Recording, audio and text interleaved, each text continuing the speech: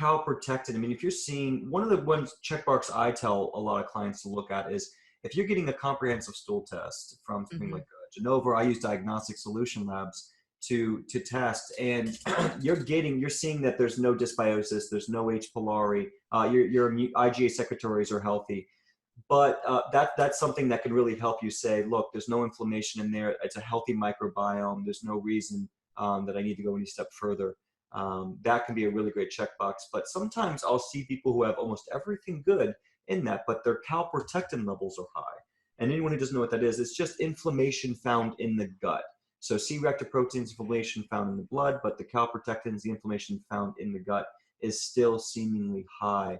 And have you ever noticed any correlations with high calprotectin that just can't seem to get back down to normal, even though they're not seemingly having any delayed food allergies or their microbiome's healthy, no dysbiosis, no parasites? You ever seen anything like that? That's where I would go back again to the emotional, mental, spiritual. Mm, Because if you think about inflammation as, let's replace it with the word irritation, okay. right? Because inflammation usually is a sign of infection, right? Mm-hmm. It's part of the body's response, again, the body's wisdom of the tissues inflame, which means that there's a high number of healing helpers that are rushing to the site of infection to deal with the infection and get it out of the system, and the whole process of that. That's usually what inflammation, or like say if you have a sports injury, what is inflammation? It's the healing factors in the blood rushing to repair the damage, to start healing the tissue, and so what looks like inflammation and swelling is the body's repair system. That's how it repairs it, right? Mm-hmm. So if there's no infection present, but you're still having that type of response, I would look to irritation. I would look to what are the people or events or things in your life that are irritating you, that are inflaming you, that are that something in you is rising up in protest against them, right? So you may be in an unhealthy relationship that you live with, and that person inflames and irritates you on a daily basis because your deeper wisdom knows you got to move on. This person is not healthy, or you have to go for healing together. You have to go for counseling, but you have to change the dynamic, because we can't forget that the gut is the first response for emotion in the body. Mm-hmm. Like a lot of people go, oh, my heart. No, your gut is responding way before your heart is, right? Mm-hmm. So it's, and 60% of your neurotransmitters, how you think and feel about things, are in your gut, not even in your brain. Mm-hmm. So when we have things like that, we have to go to the emotional, mental, spiritual.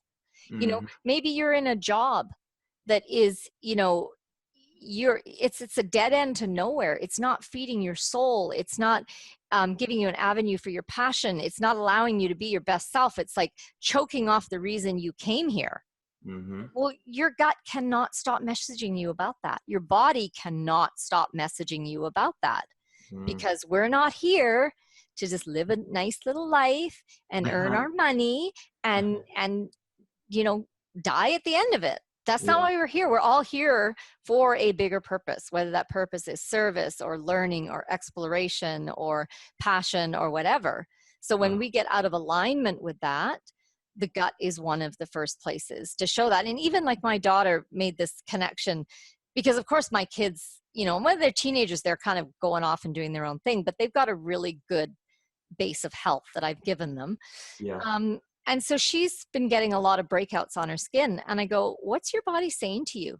Like, what's that about? She goes, every time I'm really irritated, like everything's pissing me off, my skin breaks out. I go, well, hello, 1 + 1 = 2. Yes, Yeah. you're irritated.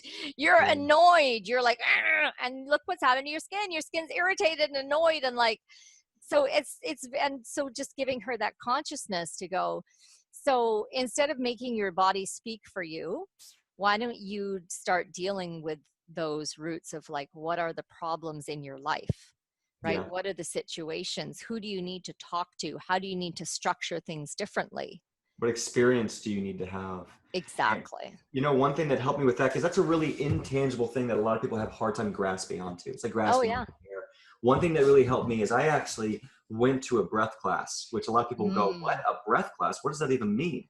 And perfect. one of the biggest takeaways I wanted to share with anyone out there who's trying to say, "What do I do with this information?" is when you go through something traumatic in your life, it actually leaves trauma in your body that your cells have. And let's say you can teach yourself. Some people in sales will teach themselves to get in a certain mode when they snap a rubber band against their wrist, right? And they practice motivating. Every time they feel that rubber band, they have a response, right? That's a trauma they're creating within them. And when you go through trauma or traumatic events, it leaves trauma in your body that can live with you for the rest of your life. Yeah. And so when I started using a breath class, what I love about breath class is you can't analyze it. You Yeah. can't talk it. You can't even explain it. It's using your gut brain to try to release and purge negative energy. Yes. And that's kind of what this is about, where if you're having those stressors, healing that root cause is about having an experience, not just a thought, but an experience that allows a purge. Yes. And so anyone who's looking to try to implement some of these more intangible things, I find that doing breath classes, talking can be an experience, but usually it needs to be on a deeper level and with new Yeah. people, or you saying something that you need to get off your chest. That's an Yeah. experience, right? But With the see, right with person. with your breath class, see, I don't find talking therapy like psychotherapy and counseling and stuff are only helpful in that they bring things to your conscious awareness. Yeah, But they that does navigate not, you. yeah, but that does not release it from the cells and tissues. So Yeah. maybe use that to bring it to your conscious awareness and then go to breath class and Yes. use the Yeah. breath to release it, right? Whatever your technique is. So there's any kind of breathing and meditative technique. There's EFT that we talked about, the tapping. There's hypnotherapy. There's somato-emotional level of craniosacral, which is Yep. also fantastic. Like anybody who's working with a mind-body interface. So Yeah. you want the mental awareness, you want to have the consciousness of like you said, the trauma or the pattern or the belief, but then you need to actually go into the cells and tissues.